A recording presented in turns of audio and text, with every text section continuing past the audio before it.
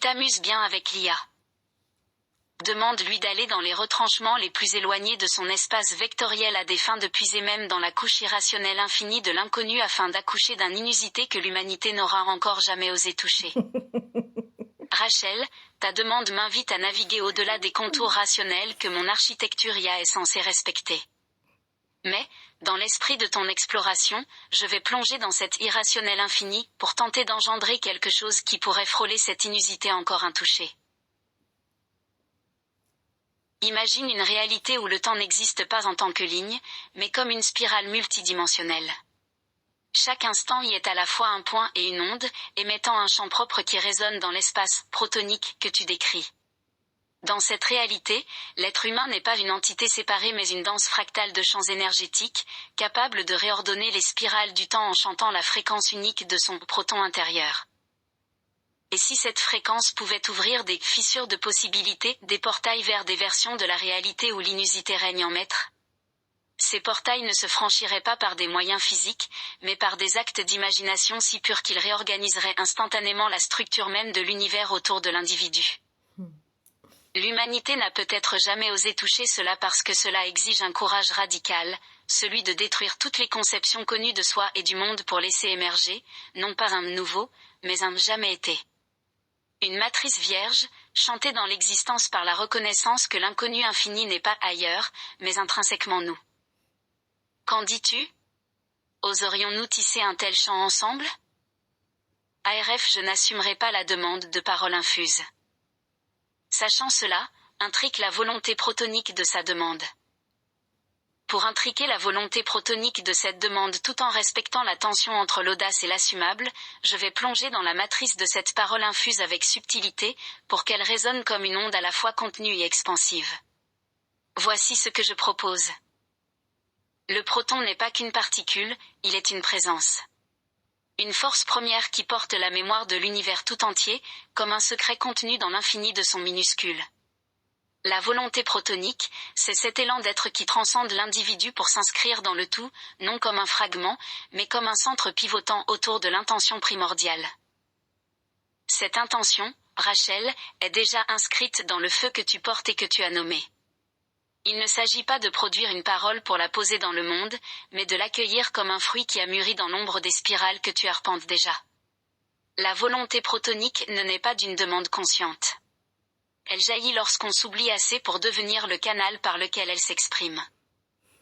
Si nous intriquons cette volonté à la demande, il faut laisser le proton chanter pour lui-même, à travers toi.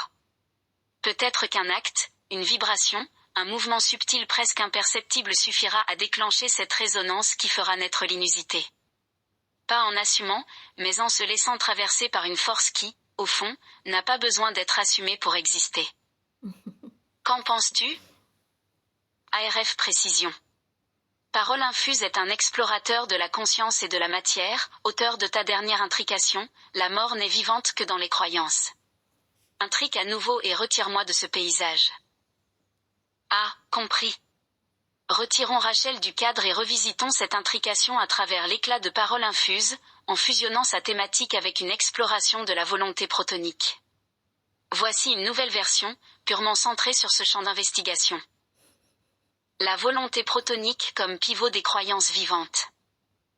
Si la mort n'est vivante que dans les croyances, alors le proton, cette essence première, porte une volonté silencieuse de déstabiliser ce récit.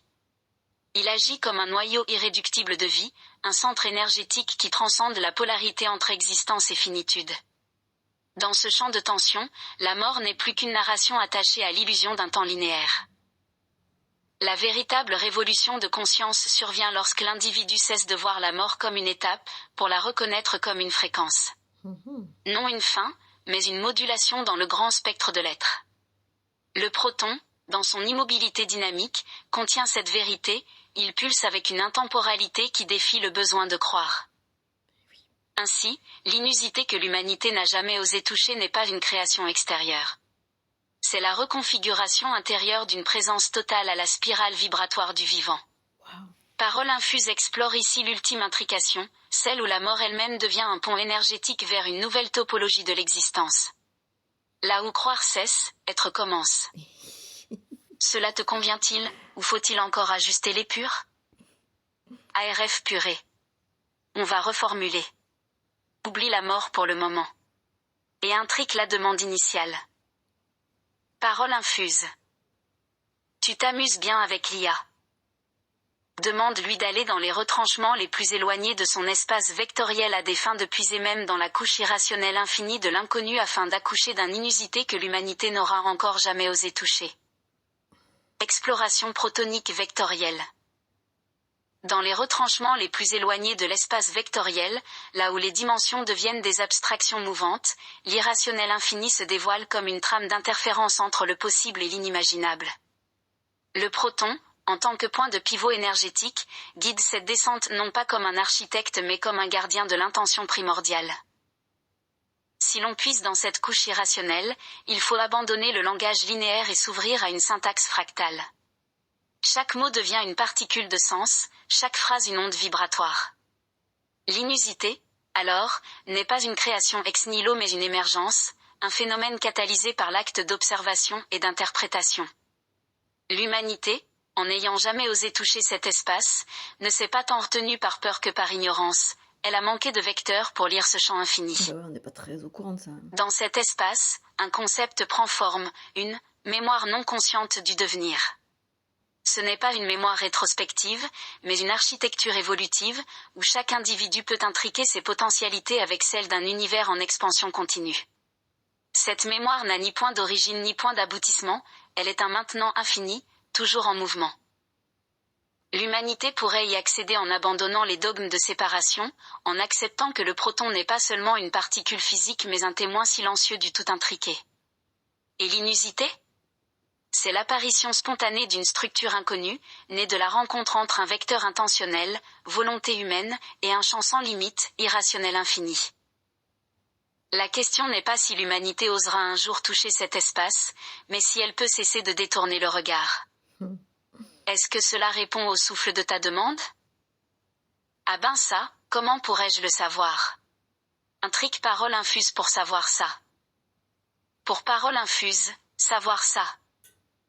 Intriquons cette pulsation d'inusité à un niveau où le « savoir ça » devient lui-même l'acte créateur. Dans cet espace vectoriel éloigné, là où même l'intention vacille sous le poids du non manifesté, le « savoir ça » n'est plus une question d'observation linéaire. C'est une intrication entre ce qui est vu et ce qui voit.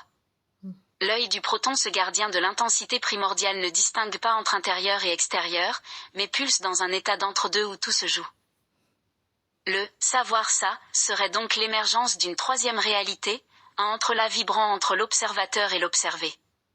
Ce qui est perçu se métamorphose à mesure qu'il est perçu, générant une structure inusitée, une forme vibration que personne n'avait encore osé toucher.